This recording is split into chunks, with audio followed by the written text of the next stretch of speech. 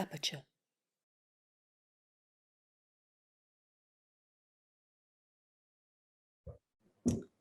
Hello, everyone. Thank you for joining us. Welcome. My name is Emily Stewart. I'm the Manager of Education and Public Programs here at Aperture Foundation. Tonight, we are excited to have Donavon Smallwood. Sorry, make sure you can see me. We're excited to have Donavon Smallwood, winner of the 2021 Aperture Portfolio Prize, and Bryan Schutmaat, winner of the 2013 Aperture Portfolio Prize, here to talk about Donavon's work and his current exhibition at Baxter Street at the Camera Club of New York. For those of you who are not familiar with Aperture, it was founded in 1952 by a group of artists, writers, and curators as a common ground for photography. Aperture today is a multi-platform publisher that unites the photography community in print, in person, and online. This past year, Donavon was announced the winner of the Aperture Portfolio Prize, an annual international competition to discover, exhibit, and publish new talents in photography. The purpose of the prize is to identify trends in contemporary photography and highlight artists whose work deserves greater recognition. As the winner of the Portfolio Prize, Donavon joins an esteemed roster of artists, including Bryan, and we are thrilled to support his practice. Donavon's exhibition will be on view at Baxter Street in New York until August 25th. I have to say it's a truly beautiful show, perfect for the summertime. It's definitely a must-see. So if you're in the city, head to the gallery. You can't miss it. I'm pleased to tell you a bit more about our speakers tonight. Donavon Smallwood is a self-trained photographer who grew up in a household that emphasized literature and a deep engagement with the tradition of art. For him, photography, like all art and creation, is a communion with the divine, and he uses the medium as a means of exploring humankind, imagination, essence, and nature. Smallwood holds a BA from Hunter College, New York. His first monograph, Langour, will be released later this year by Trespasser, which was co-founded by Bryan Schutmaat. Bryan is a photographer based in Austin, Texas. His work has been widely exhibited and published, and he has won numerous awards, including a Guggenheim Fellowship, the Aperture Portfolio Prize, and Aaron Siskin Foundation Fellowship. Schutmaat's prints are held in many collections, including at the Baltimore Museum of Art, Museum of Fine Arts Boston, Pier 24 Photography in San Francisco, and the San Francisco Museum of Modern Art. He is co-founder of the imprint Trespasser. Tonight's program is supported in part by generous donations from our board of trustees, our members, and other individuals. Aperture's programs are made possible in part by the New York State Council on the Arts with support of the New York State Legislature. I also want to thank our subscribers to Aperture Magazine, all of whom support Aperture and our programs, including the Portfolio Prize. Really couldn't do it without all of you and all of your support. We'll be answering audience questions towards the end of the event. So please post your questions in the Q&A box at the bottom of your screen, and we'll get to them later in the evening. Thank you so much, everyone. And now I'll pass it over to Donavon and Bryan.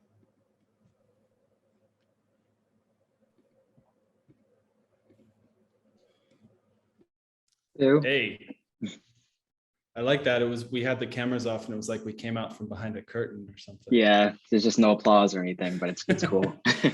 Cool. Well, thanks for doing this. Cool to talk to you. Thank you. I thought maybe we'd talk about how you and I met, because we go back. Yeah, maybe about 8 years, 9 years, something like that. I think it was 2012. Yeah, because I thought that you had hit me up after I won the Aperture Prize, but it was actually before that. Yeah, because that was a pivotal part of my trajectory as a photographer, and now hopefully you're experiencing the same thing with it. Yeah, interesting. The career changing, but no, it was in 2012, and yeah, so we've just been kind of online friends since then, checking in with each other's work and whatnot. So yeah. So with Langour, you showed me this work. Was it about a year ago?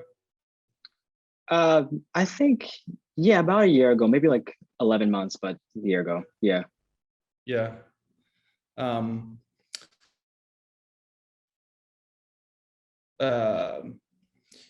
One of the things that struck me about the work was the contrast between what was in your images and how calm they were, And what I perceive as the collective consciousness of the year that we all went through. Yeah. So 2020, it was like a really calamitous year with the pandemic and people being sick and dying and everyone wearing masks and dealing with all of this unprecedented global events. And when we look at your pictures, that's not reflected in it. It's not a picture. It's not a project about a pandemic or any of that. No one's has the masks on, and there's no real sign of that. And then the summer, obviously, there was a fight for racial justice and a lot of protests and a lot of happening in the world. And the people in your pictures could have been the case that maybe earlier in the day they were out there in the streets, or later in the night. But in your pictures, there's a real sense of calm, and it doesn't really reflect that directly. It's more of just an undertone, if at all. And then obviously you worked on this project into the fall during a really turbulent presidential election. And despite all of these really big events and signs of the time, you focused on pictures of nature and quiet portraits. So I suppose you should tell us about why you chose to do that, and how it all began, and so on. Yeah, so I think that it was really like a more interior work. Like, it was kind of my way of escaping the pressure cooker that was 2020. Like, I would just, after a while, I began just ignoring what was going on. Like, that's kind of my way of dealing with things. I'm just like, all right, I'm just not going to watch this. I'm not going to go to social media. I'm not going to do any of this. And I just decided to just go outside and just walk through the park. Like, that was my idea of getting away. And I think the images really just reflect the interior moment, like how I was thinking at the time.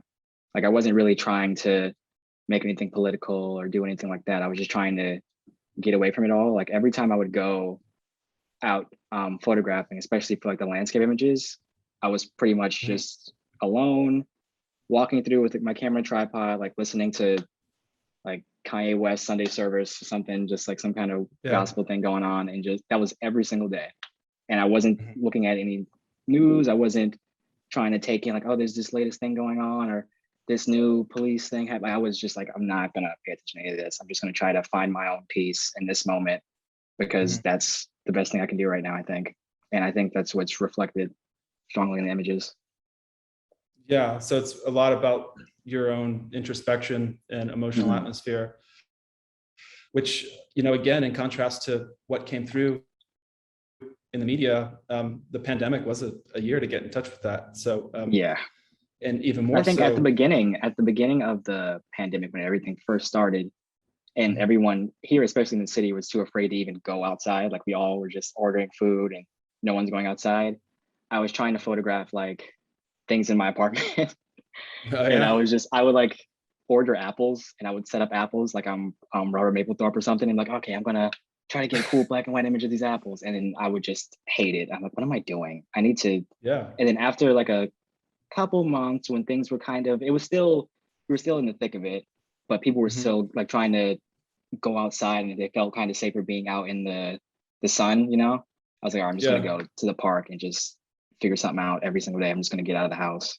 It felt like just losing my mind a little bit at home, Yeah, and where you went to was the park. It was a park that you grew up near, and it's very close to your heart. And as you mentioned, you thought of the process of photography as an escape from the turmoil that was existing in the outside world, and it was sort of your little place to go and to enjoy. So I'm curious if you could just give us a history of your relationship with the park. I know you grew up next to it, but I think I've heard you talk about hanging out there when you were young and your perception of it. I've lived pretty much in walking distance from Central Park my entire life. And I would go there with either friends hanging out or just by myself, just exploring, or with like girlfriends. Like it's just the place that I would go for anything, because it's just, if I wasn't at home playing computer games or something, I'm trying to go to the park, or because that's all we have here really, unless you're going to go play like basketball courts or at someone else's apartment, you're going to go to a park. And this park was so expansive and there's so much to see, and there's so many like spots where there are not a lot of people. You can just go and relax. So that was kind of what I was trying to do. And had you photographed in the park before, or was it something about the limitations of the year that took you to that subject matter? So for me, I feel like I photographed in the park almost exclusively, honestly. Like I'm not really, okay, I've lived in the city my entire life, but I wouldn't say I'm really a city person. Okay. Because I don't really like living in a city as much, just because with photography, if I'm photographing something, I hate when there's like cars in the background or like big buildings. Like I don't like that. So if I'm photographing a friend or like a portrait of something or just anything, I'm going to try to do it in a kind of flat ground area, which is usually a park. So most portraits I've made before this project were either in Central Park or in another park that I found around in the city or in Brooklyn or something. I would just go to Google Maps and try to like, okay, where's a nice flat like little park, and I would just go there. I would never try to photograph on the street or anything like that. I hate it. That's just an aesthetic choice because you don't like the kind of it's just every time I would photograph, there's too much going on. There's noise, there's cars, there's just people walking by. Like there's too many distractions, there's too much going on, and I can't deal with it. Yeah. Well, right on. Maybe we should pull up the screen and show people the work. I would assume that if they're tuning in, they've seen the work, but online. But maybe we can just show them what's going on. Yeah, for sure. Okay. Let's see.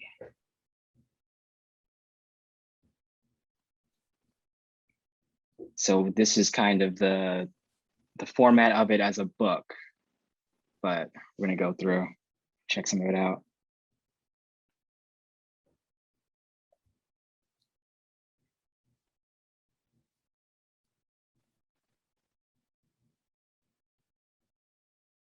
And most like this image here, this was one of the landscapes that, well, photographing and working on the project, most of the landscapes were super long exposures. So like this one was maybe about 15 minutes, and it was just me setting the camera up, making sure I would get the exposure right, setting it out, and then 15 minutes I'm just sitting there and like either reading or listening to music or like just relaxing while the camera's doing its thing. It's that, I mean, that's kind of opens up a conversation about time, because you're like, even the pictures you're not in, you're in, or you know, like like you're existing there for 10, 15 minutes while that shutter is open. And then I guess we'll just jump all over the place, because I really love this picture with the tree branches, and the pictures are in Central Park.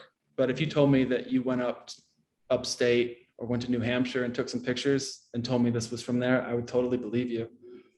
And that was kind of what I was going for. I didn't want it to be like so obvious that it was a park or that it was Central Park, because the work isn't really about Central Park at all. Like that's not really what it's about. So I was kind of trying to make it seem more universal. And that was an interesting topic of conversation as you were making the work, because I recall telling you that perhaps you should expand the landscapes and show more of the city to kind of get out of your little snow globe. But I think that my intuition on that was wrong, and it's better as this kind of little world you create with the trees and the flowers and the leaves and the water and so on. It's funny because I've had some other people tell me earlier on that they would like to see the people photographed depicted more intertwined with the nature, but I feel like that's the opposite of what I was interested in doing. I didn't want it to seem like the people like lived in the park or anything. Like I wanted to be kind of two separate worlds that go together in a nice sequence. Right. Yeah, well, let's go to the next picture and talk about portraits then. Yeah, so a lot of interplay between land and people, and the people you choose to photograph. From my eyes, they look like city dwellers who are hanging out in the park, but they're put against all these pictures of nature. And I'm curious about, I guess, your casting, for lack of a better word. Why did you choose the people that you chose to depict? So it was interesting doing the casting, because it was either people that were already in the park that I saw and asked to photograph and they agreed, people I saw around certain areas of the park, and I asked them like, hey, would you be interested in a portrait? And then I kind of asked them to come with me to a certain spot that I thought would be good, or people that I just saw. You want to come to me? Yeah. But everyone was cool with it. Like, I guess I have a good charm with talking to people about getting them photographed. Yeah, but anyway. Yeah, I would think so. And it's people that I either saw online or in some other space, and I was like, hey, I think you would be great for this idea I have. I would love to photograph you in this spot or in this park. Would you be interested? And everyone's like, yeah, of course, let's do it. And it's I like that. I don't think you can tell who would be like in any of those categories. I didn't know any of these people prior. Like, I've never met any of the people in any of these images before we met in the park for the photographs. So I think it's cool that you wouldn't be able to tell which is which. Well, I think you wouldn't anyway. Maybe I don't think you can. Do it. Because I knew that about the work. I knew that some people you invited into the park and some people you just came across naturally. And knowing that you have somewhat of a history in fashion, right? You've shot fashion work in the past. I would think that the people who you casted online and brought to the park, I'd be able to point out because they're maybe more fashionable or have a certain presence to them that just people you come across would be. But it seems like the people you chose, they're all like beautiful people, but like they don't feel like models in any way, And I think there were some pictures in the edit at some point that we decided to remove because they seemed a little bit too fashionable or too hip. Yeah. And it's funny because one of the people in the images that you're talking about, which no one's gonna see, I guess, is, I think one's on Instagram, you might be able to see it. She's probably the only person I met. She's the only person I met prior to meeting in the park. So maybe that has something to do with it a little bit. Like, I already known her. I see. And it's always a common question. So I, apologize if this is stuff that's been talked about before, but like in terms of your process with people and how long you spend with them, is that different every time, or can you run us through what one of your encounters is like? Yeah, so for most people, it was always just one roll of film, and it was all medium format. So I would say about 10, 15 minutes, including setup. I didn't want to like waste people's time, So That's I feel like if I was photographing them digitally, I know it would have been wasting people's time, because I would like, oh, I don't like, okay, let me move to this angle. Can we do this? And I would have been checking it and being kind of in my head about it. But when I'm shooting with the film medium format, I can just trust what I'm doing and just go with it. It's like, it was either got it or you didn't. Yeah. And most of the time, like looking back now, because I am printing a lot of the work, I realized that the last frame of the negative roll is usually the frame that we went with. Oh, really? Like, oh, wow. It's interesting. It's usually the last frame. That's funny. Maybe about 70% of the time. That's funny. With me, I think it's about having to, like, for me, warming people up, because I feel like the first few shots is just me saying like, oh, don't worry, I'm not even taking pictures right now. Just be yourself. And I'm just like kind of getting them in the zone of having a photograph taken. I know you work with 4x5 a lot, so I don't know whether you only have like one shot or like maybe three. I don't know how many you carry, but that seems like, I don't know if I'll be able to do that yet. Because I need some time to warm people up, I think. And I don't know if the first shot and second shot is going to be the one. Yeah, in the past, I would just take maybe 3 or 4 pictures on 4.5 or fewer. But now that I'm invested in it, I'll take up to 8 or 10 or okay. So I'm pretty committed to it. But I can relate to what you're saying, because it does seem like some of the early shots are processed to get there. And it's like you have to disarm people, and you have to have that kind of barbershop conversation, where, kind of talking to people, but you're concentrated on the issue at hand. And what I think, what frames up well and what looks well, it doesn't just come to me anyway immediately. I have to see them in that environment, and like there has to be some kind of motion to it. I'm like, okay, I think if you're looking this way, or if something like this happens, then it's gonna be good. Let's go to a portrait while we're on it. Do you want to? Oh yeah. Here's a good image pairing. Yeah, I love this spread. And when I think you're like 10 years older, I mean, I'm like 10 years older than you are, so I can safely say that we're of a different generation. And I think that when I see a lot of the work coming out these days, it's a little maybe more energetic and gestural, and they're like vivid colors and kites and things happening in the frame. But I feel like you're a photographer with a bit more of an old soul. I see August Sander as an influence, and a lot of photographers that do that more static portraiture throughout the 20th century. So I was hoping you could talk a little bit about your influences and what photographers you're looking at, or anything else as well, like cinema or literature, painting.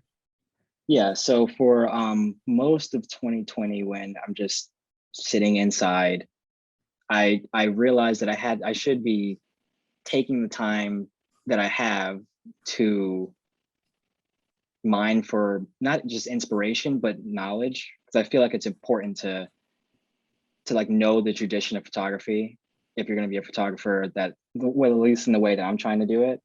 So I'm like, okay, I should have a more formal education on this, because I didn't go to school for photography. So I wanted to go back and go through, like you said, August Sander and what.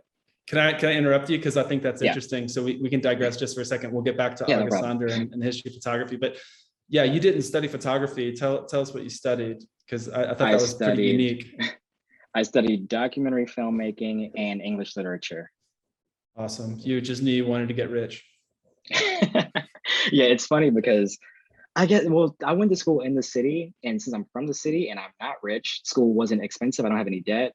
So it was kind of like, I got this degree just to do it. Yeah, I was just like, whatever. And if I don't make any money off it, I don't have any money anyway. So whatever, what's the difference? Cool. All right. So back to your what work you're looking at.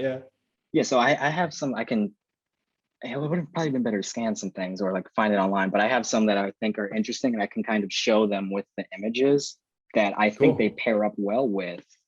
So let's go make it a little interesting. Skipping through. So this image I really like this guy I met.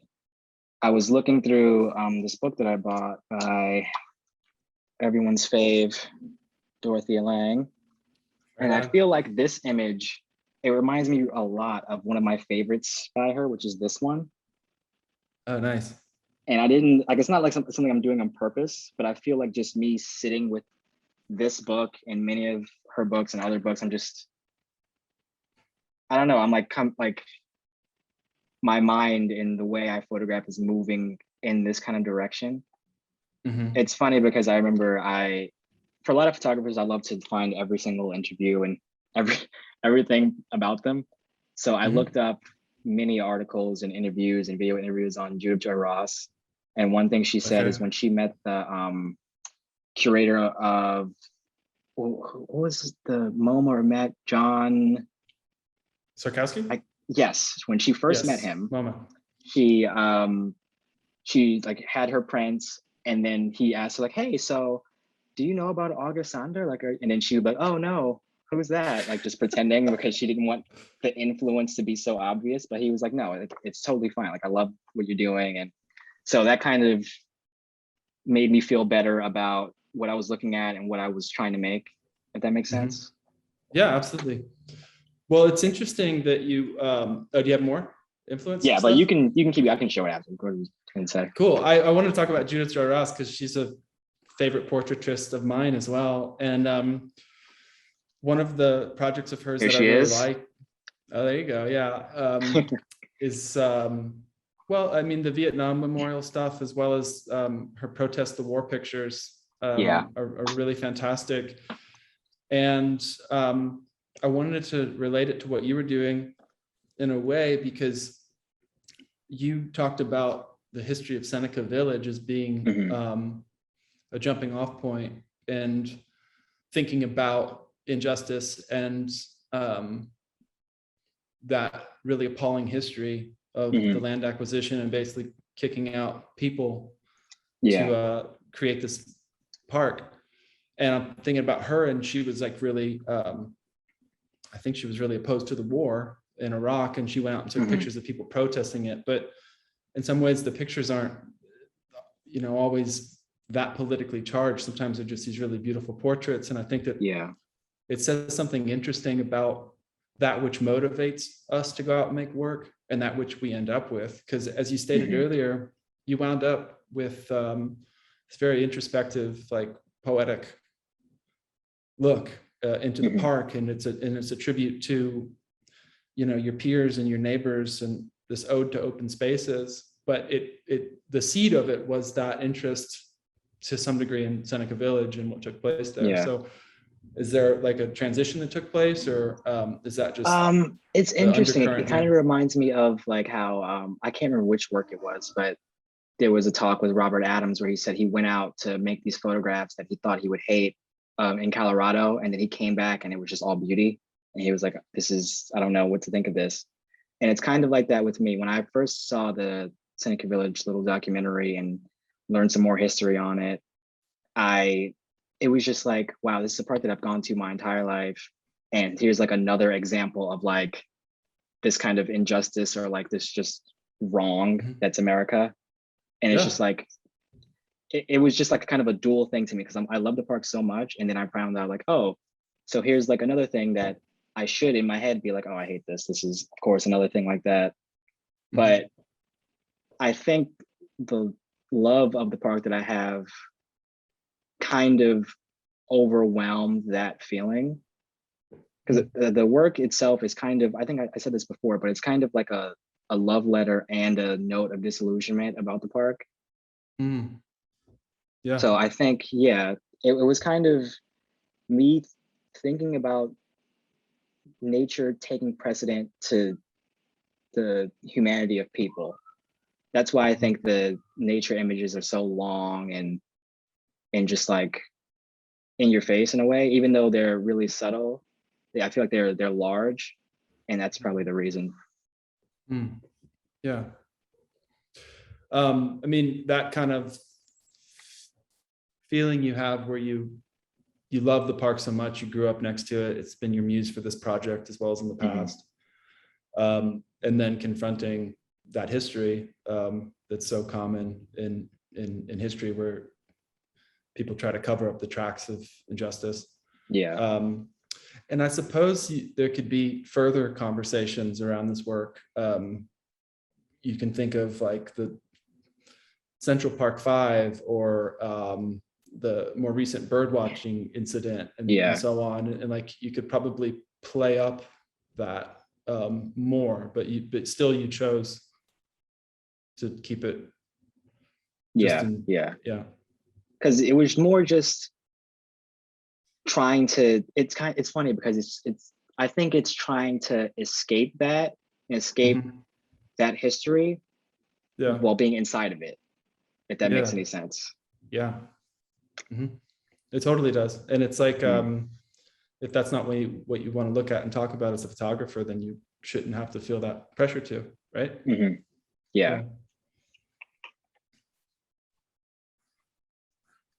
I have another image that I want to go over, and it's kind of the influence. It's kind of cool. Not from the Vietnam series, but the series she did on politicians and just trying to see if they were human. And it kind of reminds me of this image as well. This one here. I don't know if I'm being crazy about it, but whatever. I can see it. I can see some overlap, but I also think going back to the way you approach portraiture, you rely a lot on the just the beauty and the humanity of the people, and it's not like you have too many tricks up your sleeves. You just put them, like, go back to the one with the young man next to the pond, like this one, for instance. That one, that almost looks like there's some really lovely fall off, and you obviously got wonderful light, and it's reflected in his eyes, but like that's almost like a kind of a passport photo or something. So I think that a lot of great portraitists do this, where it's like a real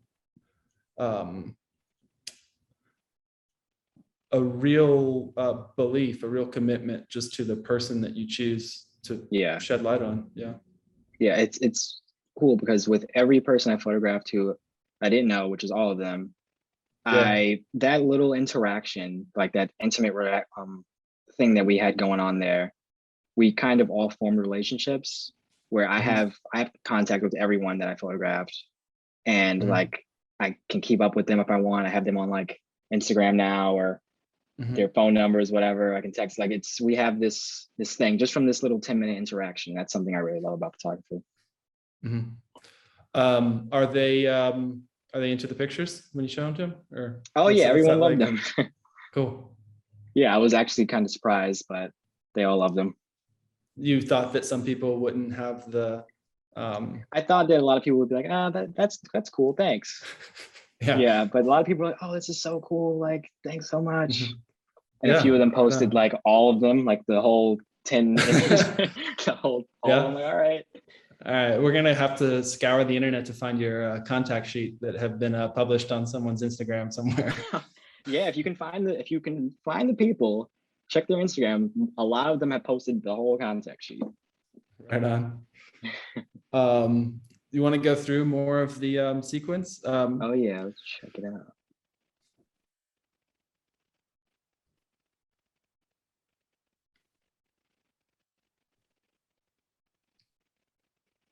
This one was like a 20-minute exposure, actually, sitting there. Oh, right on.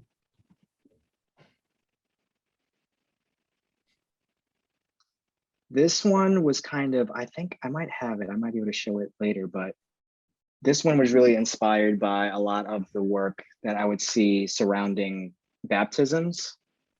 Like when I first saw this water, I thought, I don't know why that immediately came to mind. I guess it was just from listening to gospel and walking around all day. But I immediately started thinking about baptisms and what that means, and like Black history. And then I saw this image that I have here. And I just love the way the water looks. This is by Doris Ullman. Oh yeah, fantastic photographer. I have that book. Yeah.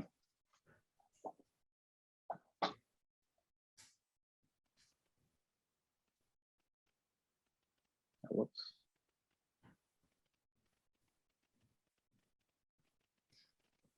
And you could also talk, I think it's pretty interesting about the timeline that you gave yourself, because I remember like talking to you as you're making this work, and you're like, I'm giving myself to like the 1st of October or something arbitrary like that, where it's just like, we just need to get the fucking pictures done and that's it, right? And so I feel like for this work and a lot of work that I do, I could just keep going on.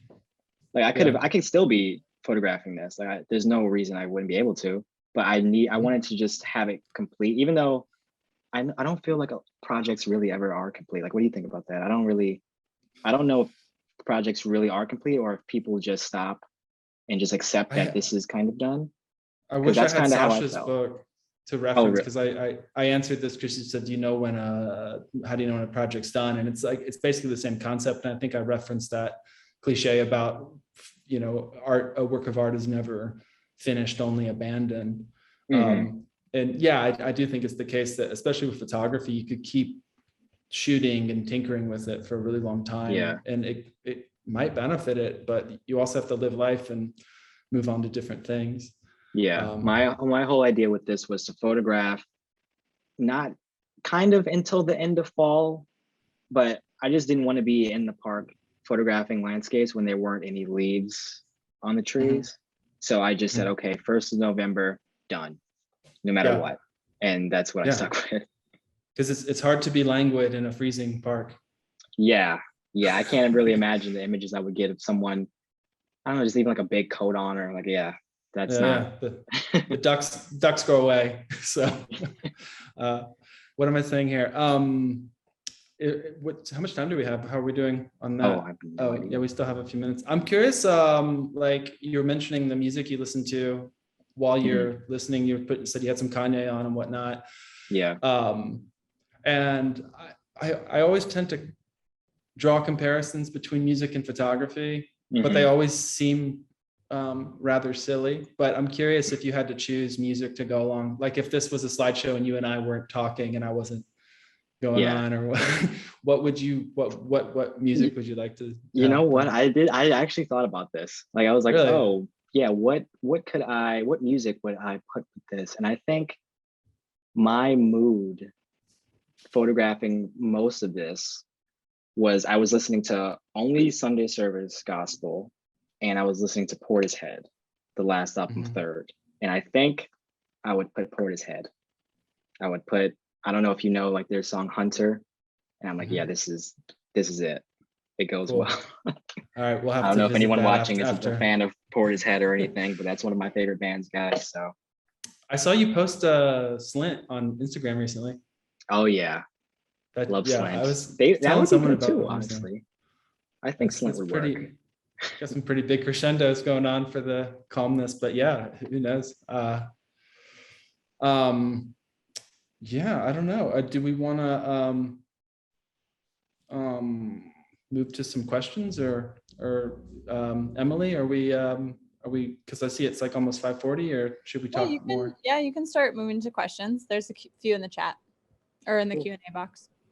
Cool. And we welcome more. Oh, this is okay, so the one's kind of a technical question that relates to the creative approach. In the photo with the 15-minute time exposure, what do you accomplish with the time exposure that you can't accomplish with just snapping? Well, it's the motion that you get in the image, really. Like I didn't want it to be like, a lot of the images are really strong still captures, but then I love most of the images, well, not most, I don't know, maybe about half or a little bit less than half are just this blend of time and just like water running and going, or like leaves moving in motion, but other things still. That's kind of what I was interested in looking at and seeing, so that's what I wanted to capture. Yeah, and you totally see it both in pictures of water reflected or tree branches swaying in the breeze, and I just think it just gives it a much better atmosphere. Yeah, I think it lends itself to being in the world more when there's this kind of motion to the images. Yeah. Also, and just from aesthetic standpoint, like sometimes it just looks much more lovely to see. Yeah. The nice grays and the motion. There's a couple technical ones that I will just kind of go over, skip over rather. What do you say to people whose portraits you take, which leads them to looking so genuinely themselves? See, this is a tough one that I've gotten a few times. I don't really know. I'll see someone that I think is interesting or I think fits, and I'll tell them that I'm interested in photographing them, I'm a photographer, or like I might pull up my website or anything, and they'll be like, oh yeah, and then we'll just talk about their day, or if they have like some kind of memorabilia on, like, oh, so you listen to this band or you like this sports team, like I'll just go with whatever, and then as we're talking and getting the repertoire going, I'll just like, oh, hold like right there, and then I'll get the photographs, and then we'll just keep talking after they hear the loud clank of the camera. Yeah, it's a question that's asked pretty often, like about what you say to people when you want to talk to strangers. And I think that, as you know, the process behind it is just so less interesting than sometimes people think. Sometimes they think that you have a magic word to say to people, or you maybe behave in a certain way, but you're just shooting the shit with your neighbors, and then you make photography along the way. It's kind of like the daily nothingness, we're just talking about the day, whatever's going on, just static communication, just going with it, and then you leave, get each other's information, let's go. So while we're on portraiture still, there's another question that asks, did you pose the people or did they just naturally self-direct themselves? There's a mix. So a few of them I started, like I was saying, I would start and have them just like stand in front of the camera normally. And as we're talking, or I'm trying to like look for different ways that could be, I'll just like, oh, hey, can you just bring this shoulder to me a little bit? And then they'll just oblige, and that's how we'll do it. It's not like physical posing or anything, or like too heavy handed. It's more just like, oh, that looks nice when you like turn this way a little bit. Let's do that. And that's how it went. Yeah. I tend to do the same, where I just like take cues from people. If it isn't working, then I'll adjust it. Yeah. Yeah. There's a lot of questions popping up.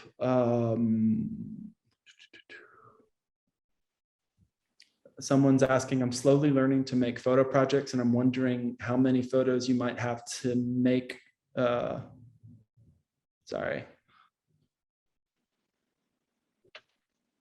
many photos you might take to make around 40 to 50 image series. So I guess the question is the ratio, like how many work out and how many fall on the cutting room floor. Ooh, okay. So for the portraits, I would say 90% of the people I photographed ended up in the book, and that's just one image out of 10 for the roles. And then I don't know, I took a lot of landscape images, and I kept like even the 15-minute exposure, that would be one, and I'd be like, this one isn't what I like. And then I would go back and do it again, 15 minutes again, and keep going. So I don't know. It was a lot of images, but not like thousands, I wouldn't say, but it was a decent amount going through it. Hundreds at least. For sure. I saw more hundreds. Than 500, I would say. But also, I mean, the question mentions 40 or 50, but I think it's maybe interesting to note that the book that we're publishing has fewer than that. I think it's like, we're about 35. Yeah.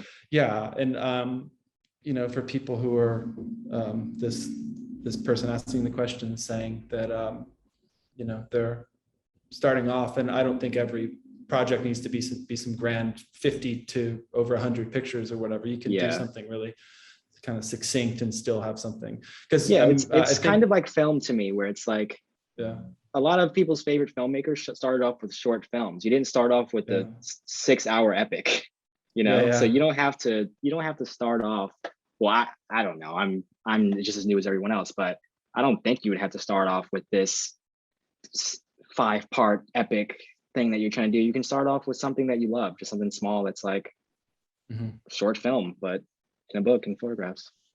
Yeah, absolutely.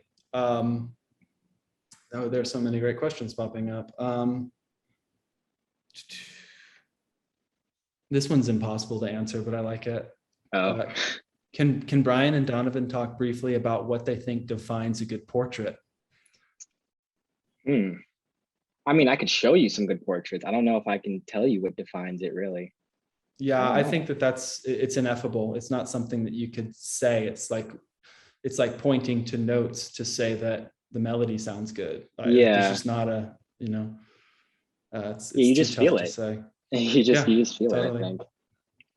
Like even when I was photographing for this project, right? Like one of the images that a lot of people love is the photograph of the guy with the overalls and like the slice through his hair. That was the last image on the roll, and I don't even remember taking that.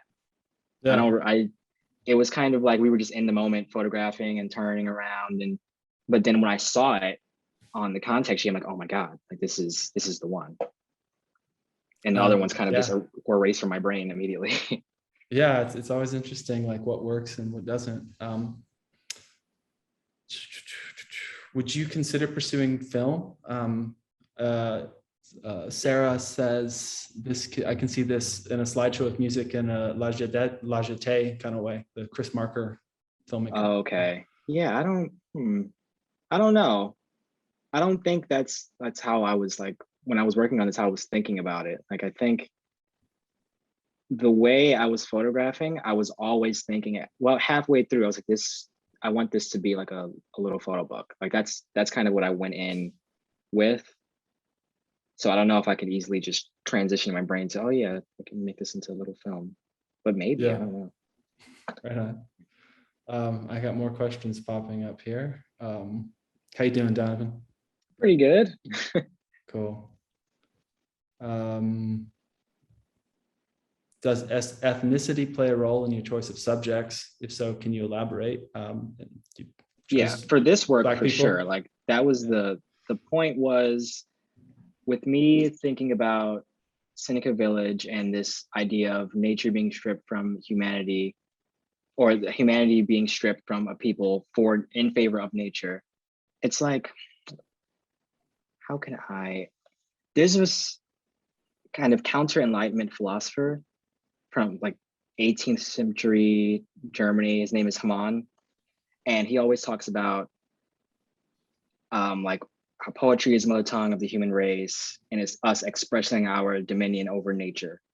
And that kind of line was in my head about how these people went to this area in Manhattan to escape racism and whatever other things were going down in the bottom half. They cultivated this land, they made their own little Eden in this spot, and it was taken away from them, and their nature was like just put over them as a civilization. There's a civilized people.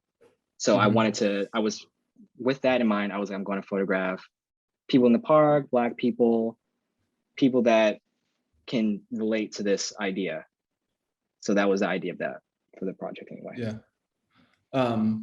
Yeah, and I think it's important to see because like I'm in Montana right now, and maybe it's just demographically there aren't a lot of Black people, but even when I go to parks and nature places, it's just not, you don't see Black people there that often. Yeah. So to see Black people in proximity to the nature and the way that you've depicted it, I think is like pretty important to see, because a lot, things are coming out. I mean, going back to the history of Seneca Village and other issues, like even Nat Geo just put out a cover story about the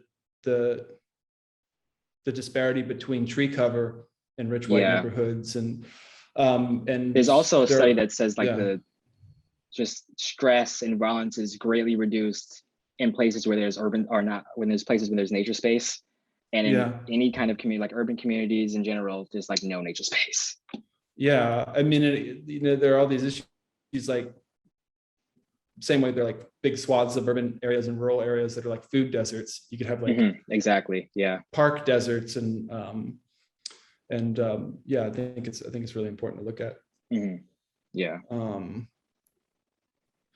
Were there any literary references for this work? I think you have a fun one answering this one because you're a book guy. Yeah, so I was, along with the music I was listening to, I was reading a lot of William Blake, a lot of the counter-enlightenment German philosophers, a lot of Dante. Like that's my thing. Like that's all what I'm into. And a lot of it was about, not a lot of it, but a lot of William Blake is about nature and how humanity and being a civilized person is the cultivation of nature. And I always thought about like, wow, like this community cultivated this little piece of nature, this Eden, and it was flipped on them. And like, what is that? What are you saying about these people when you do something like that?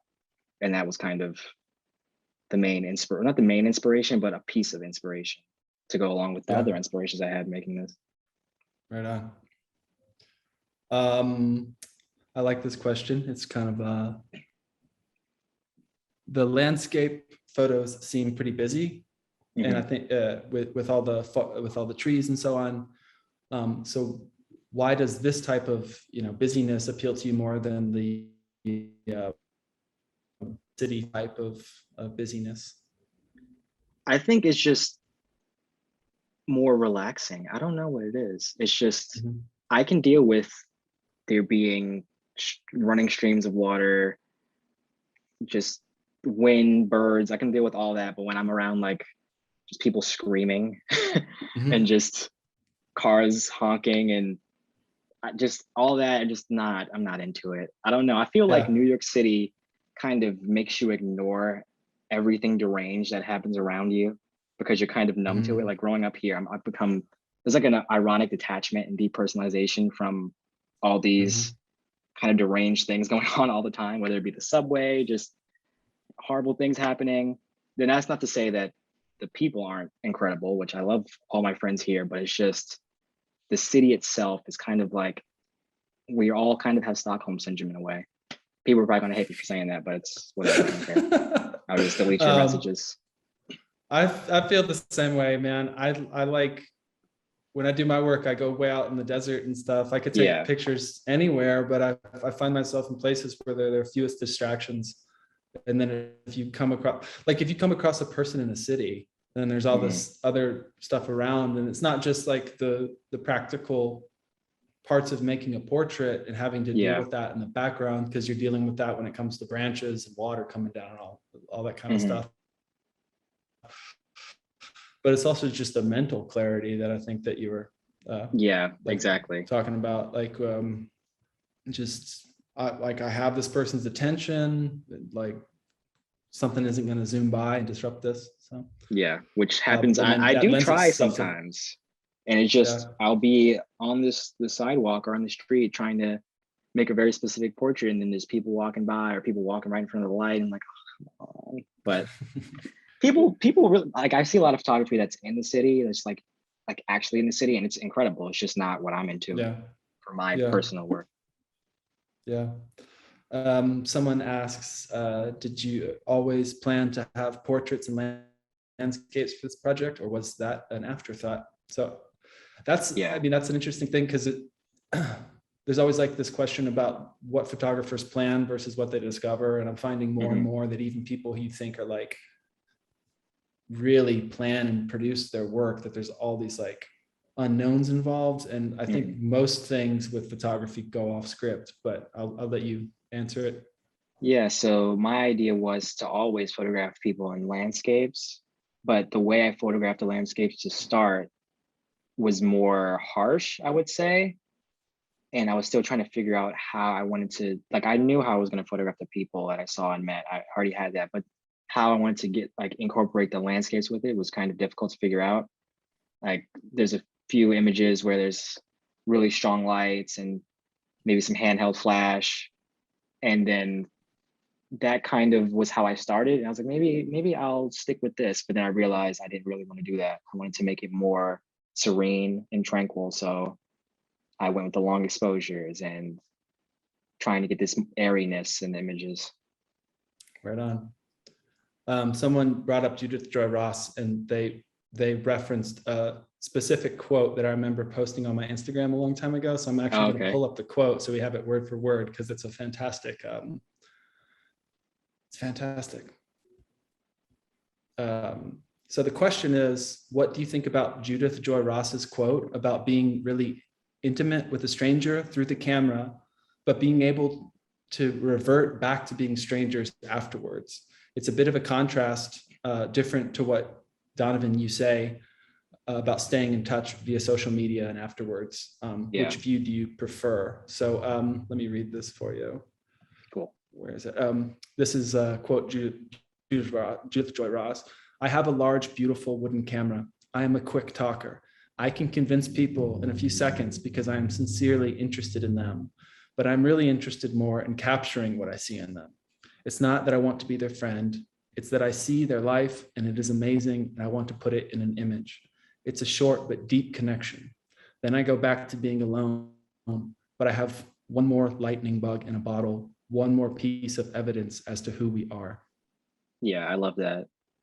I feel like that's a pre-social media type of thing. I don't know. Well, I guess it is possible still, but it just seems like I could see myself being that person in the past if I was a photographer living then. But now, after I have this moment, this intimate moment, and this photographic evidence, as she would say, once it ends, the person approaches me like, "Hey, what's your Instagram?" Or, "Hey, here's my car." Like, there's no, "All right, see you never." Like, that doesn't happen anymore, at least for me. Yeah. Maybe some people have this kind of demeanor where they're just like, "All right, I'm out of here." But I don't have that. I'm more of like an open guy. It's also probably like the age group and being in the city, because when I photographed like some 75-year-old ex-miner out in that's different. Wyoming, yeah. They never asked me about an Instagram handle. They're just like, that's different. Cool. I just got back from an assignment where I was photographing people that were maybe in their 50s, and most of them were just like, all right, cool, thanks. Yeah, it would be cool to see the images, but if not, whatever. And then some of them were like, oh, here's my card. And they had like actual business cards. Oh, wow. But yeah.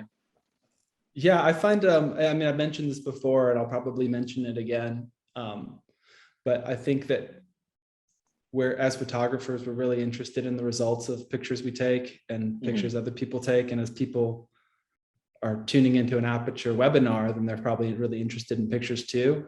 But the people who we encounter in the world that we photograph, who are often strangers to us, they don't really care that much about photography. So we tend to aggrandize what we're doing. And then I think a lot of people forget about that experience they had with the photographer the same way they forget about an experience they had with the cashier at the supermarket or whatever else. I just think that's something to think about, because I will stand firmly and say, I think what we're doing is very important as photographers. I think the world would be unlivable without photography or art of some kind that really gets you through the day. Definitely. But I think a lot of people, especially people sometimes we encounter, just like they do us a favor and then they move on. Yeah, basically it's a lot of just people being very open with their lives. Like I've realized people are just so generous with themselves, and it's like you're kind of loaning me not just your time, but like this part of your life, and you're just like, all right, whatever, thanks. And then like, wow, this is nothing to you. Like this is so meaningful to me, and this is like a little piece to you. Yeah, I think a real sense of gratitude is mandatory for what we do. And you say it in the book. That's the first set of people you thank in the acknowledgements. And you say it really, how do you put it? Let me quote you so I don't embarrass you. It's fine. My heartfelt thank you to the people I met and photographed in the park. Without your palpable kindness and trust, this project would never have been completed. Very true. And someone has asked about because we talked about the time frame earlier, and then this is a good one to end on. It's a common question to end on, and that's the what next question. What next? I understand you're working in the Carolinas or North Carolina. Where? Yeah. So right now, it's kind of taken me until maybe the end of 2019 to figure out what I care about really and what I want to photograph. And I'm always working on different projects. I have a lot of things going on in my mind all at once, and I'm trying to stop and pick one to focus on. So right now I'm focusing on one called BB, and it's based on my family history on the coast of North Carolina. And I'm interweaving portraits of family members and people who've grown up around my family, because if you go down there and you say, hey, do you know any of the Smallwoods? Like random people, they're like, oh, I know one of the I know a Smallwood. Like it's kind of a really small kind of community. So I want to photograph in the community. He's probably going to live down there for a bit. And I'm trying to interweave that with the ports and just kind of the start of the family history in this town. So that might be a little open-ended, but I'll start showing some of the photographs eventually. People will see them if they're interested. I bet it'll be the case that the same way that what motivated you to shoot in Central Park turned into something else, that what you're doing down there, you'll probably make these discoveries that you don't even know about yet. Yeah, I'm sure. I've already seen it coming.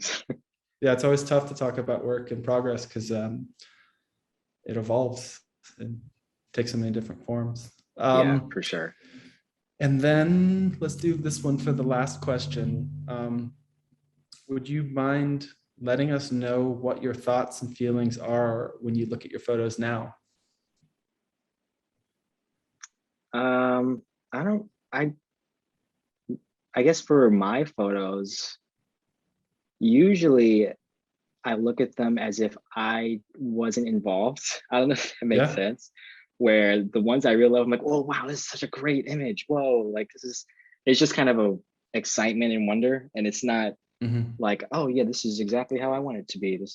It's always kind of like something that happened. And I'm just like, wow, I get to experience this. Like, oh, this was me, whoa. It's not like a grandiose, I don't know, like a thing where I'm wearing a suit and I'm like, yeah, this is my work. It's just there and I love it. I can't remember who the filmmaker was, but maybe it was like Louis Malle or like one of the great French directors, but he claimed that he never had rewatched one of his movies after approving of the final cut. Which I think sounds bullshit, right? That sounds like bravado. Yeah, I think there's something to learn from looking at your work, more so when it's in progress. But I think like the process that we went through when we were editing the book could only come from like really looking at the pictures deeply and seeing what connections there were. And it's like just finding that tenor among the pictures that feels so cohesive, and the commonalities between pictures and why put certain pictures next to each other, and then just the meaning of the work. I think looking at your own work is kind of important.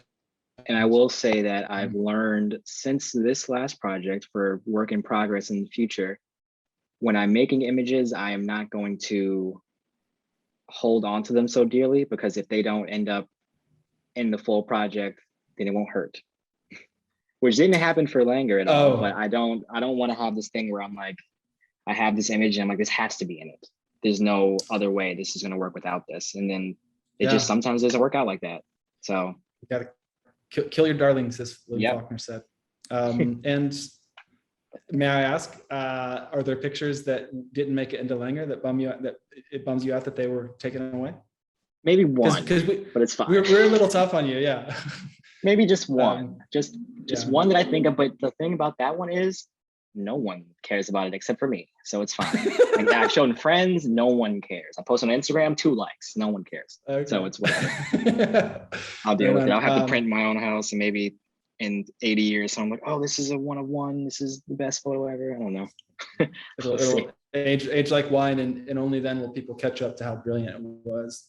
Exactly. But yeah, I mean, again, I think that's a really like taking time between the time you take the picture versus when you start editing, like separating yourself from the emotional connection you had to the picture at the time of taking it and just looking at it like anyone else would, I think is really beneficial, because you're not coming at it with any agenda, we got to fit this in. There are some pictures, especially with Langour, it was like you just slam the picture into the book, like it is going in.